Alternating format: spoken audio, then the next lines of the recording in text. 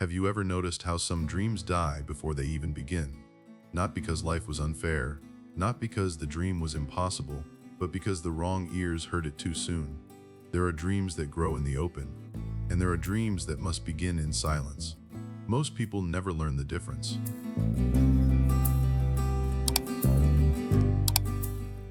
A long time ago, in a small town tucked between low hills and wheat fields, there lived a young man named Elias. If you had met him back then, you might have liked him instantly. He had bright eyes, a warm smile, and the kind of excitement that made people lean closer when he talked.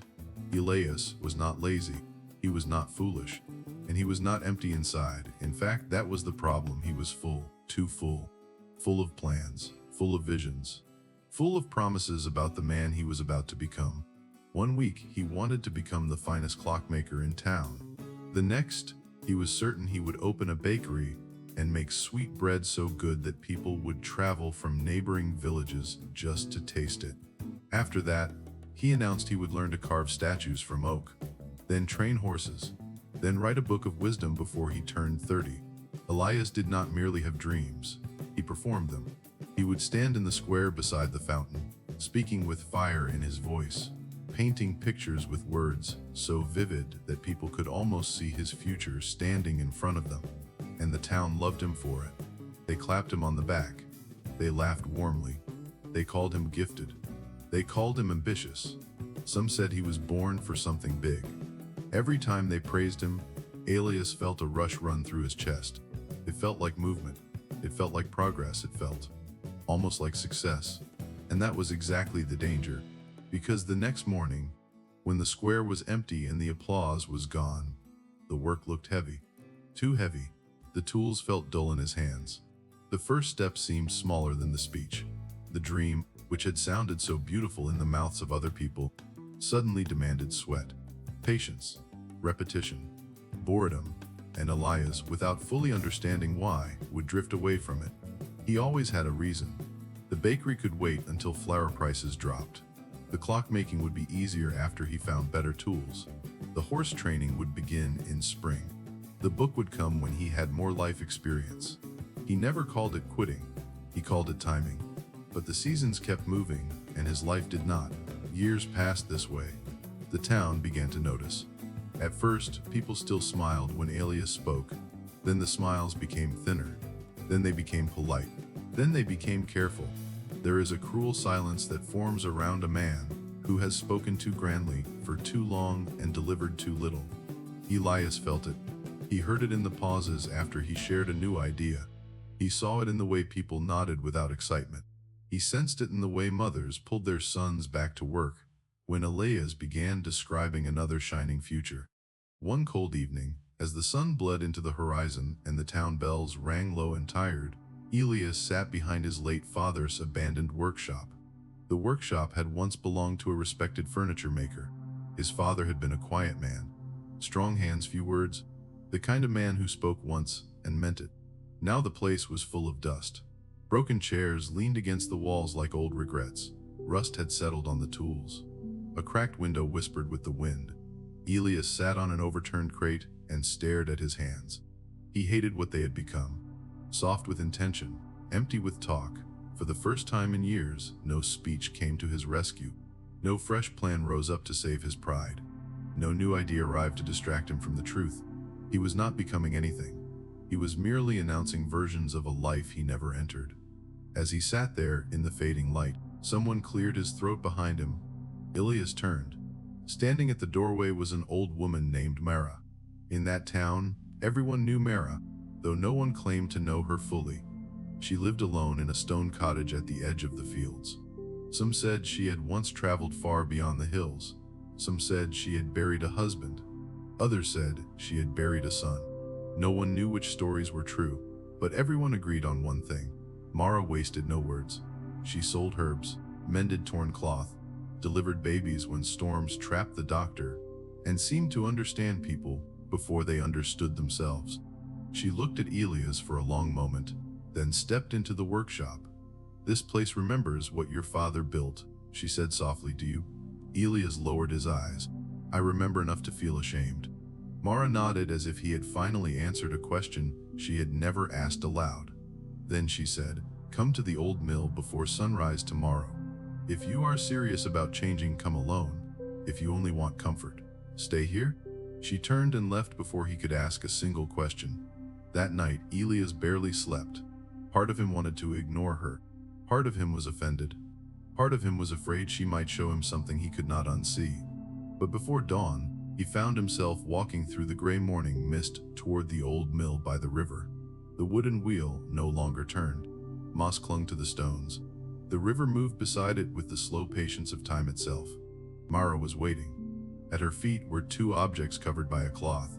Without greeting him, she pulled the cloth away. Beneath it sat two lanterns. They looked nearly identical. Same shape, same brass frame, same glass body. Mara handed Elias a small flask of oil. "Fill them," he did. Then she handed him a match.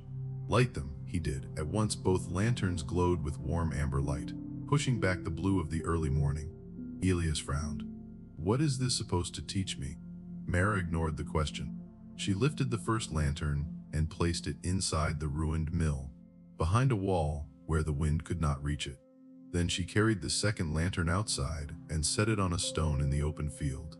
The dawn wind moved across the grass. At first both flames burned, then the outer one flickered, then it danced wildly. Then for a moment it seemed to recover, and then a stronger gust came down from the hills and snuffed it out.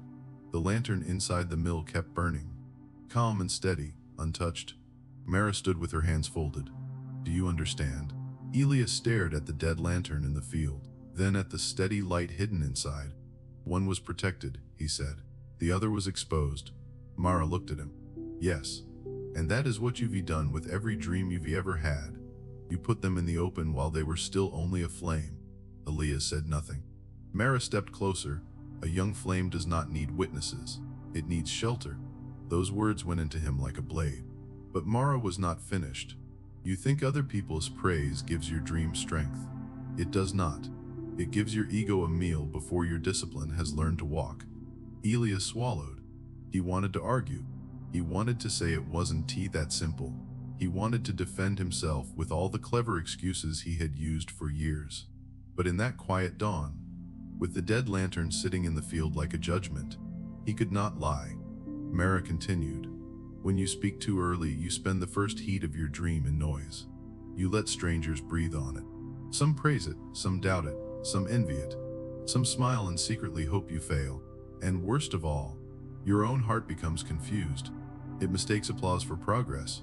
Elias looked away toward the river. Mara's voice softened. "Your father knew this." Elias turned quickly. "You knew my father well." Mara was silent for a moment. Then she said, "Better than most."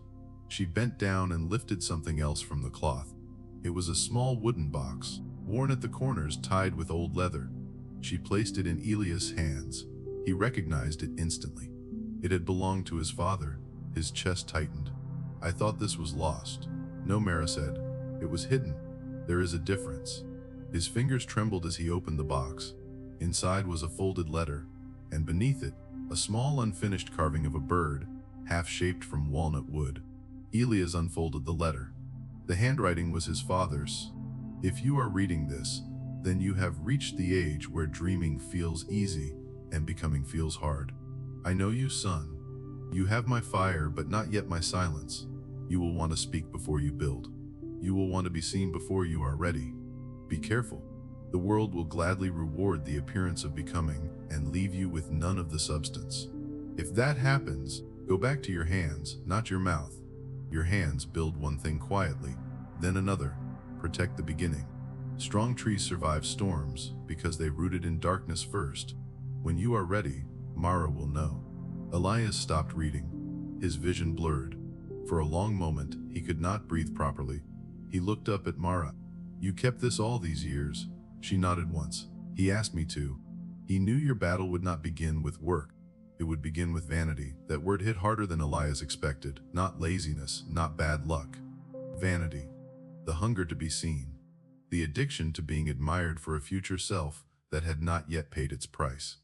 Elias lowered his head and wept, not loudly, not dramatically, just the quiet, breaking kind of grief that comes when a man sees how long he has been standing in his own way.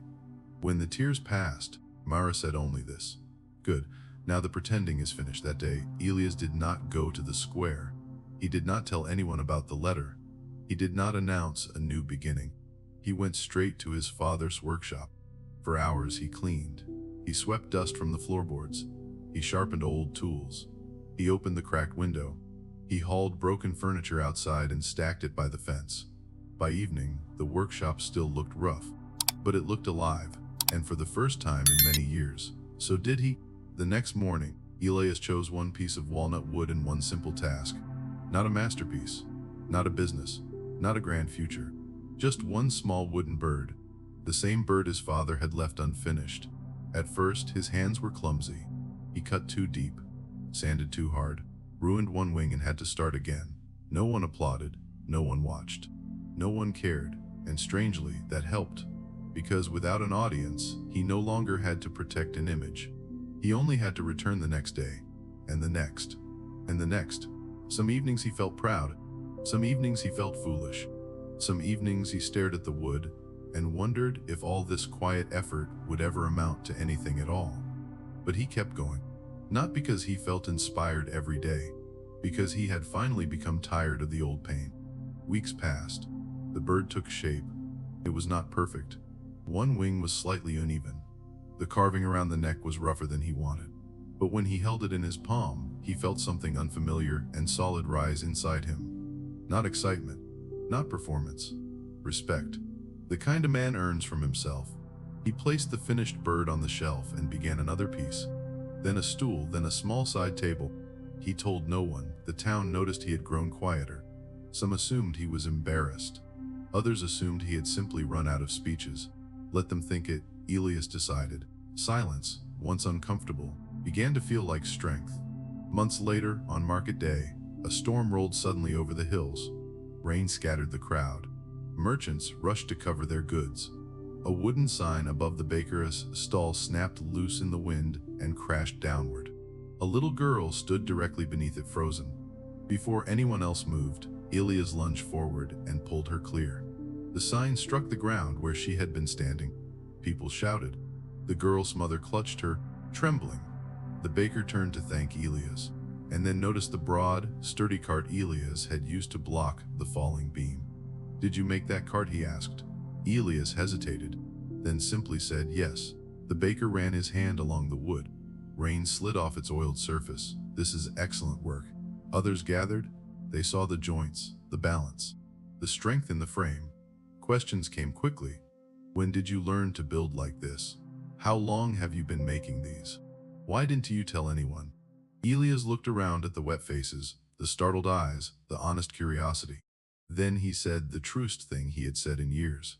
"Because I wasn't ready for anyone to hear it until my hands could prove it." The crowd fell quiet, not mocking quiet, respectful quiet. A different kind of silence, the kind his father had once carried. From that day on, people began visiting the workshop, not because Elias made promises, because he had work. A widow asked for a shelf. The schoolmaster ordered a writing desk. The innkeeper commissioned 6 new chairs. Elias said little. He took notes. He delivered on time. His name spread slowly, and this time it was carried by finished things, not by speeches. But the true twist of his life had not fully arrived yet. It came late one autumn afternoon, when Mara visited the workshop carrying a wrapped bundle. She placed it on the bench. Inside was the second lantern, the one that had gone out in the field. Elias smiled faintly. "I thought that lantern was only for the lesson." Mara looked at him carefully. "It was. But now there is another." She opened the lantern and showed him something hidden beneath the oil chamber. A tiny folded scrap of paper. He unfolded it. In his father's handwriting were just 7 words. "Protect what begins before it can defend itself." Elias stared at the sentence. Then Mara said very quietly, "Your father was not only speaking about work." Elias looked at her, confused. Mara's gaze shifted toward the town road where, in the distance, a young widow named Clara was helping her son gather dropped apples from a basket. Elias had noticed Clara before. Of course he had, everyone had. But unlike the old Elias, he had not spoken grandly about rescuing her sadness, or winning her heart, or becoming the man everyone would admire beside her. He had simply, little by little, begun helping, repairing her fence without mention, carving a toy horse for her son, carrying sacks of grain to her door in winter without waiting to be thanked. No performance, no declaration, just quiet consistency. Mara watched his face and smiled in that rare, knowing way. Some things vanish when spoken too early, she said. Dream plans, laughter, they all begin as small flames. Then she turned and left him with the lantern. Elias stood alone in the workshop for a long time, and he finally understood the deepest lesson of all. Silence was not merely a trick for productivity. It was protection, for work, for love, for change, for anything sacred that needed time before exposure. Years later, if you visited that small town, you would find Elias known as one of the finest craftsmen for many miles around. But if you asked how he became so skilled, the older townspeople would smile in a certain way and say, he learned to stop talking to the wind. By then, his workshop was full of finished things. Tables polished smooth as still water, chairs that would not wobble after 20 winters, carvings so alive they seemed ready to breathe. And above his workbench hung 2 lanterns. One burned, one remained dark. He kept them both, a reminder of the man he had been, and the man he had chosen to become. So let me ask you something. How many of your dreams have died from too much sunlight too early? How many plans have you spoken about so often that your heart mistook words for work? How many times have you wanted the feeling of becoming more than the discipline of becoming? This is the hard truth. Not every dream should be announced at the beginning. Some dreams need walls before windows. Some flames need shelter before air. Some parts of your life must be built in private, or they will never survive the voices of the world. You do not need to hide forever. That is not the lesson.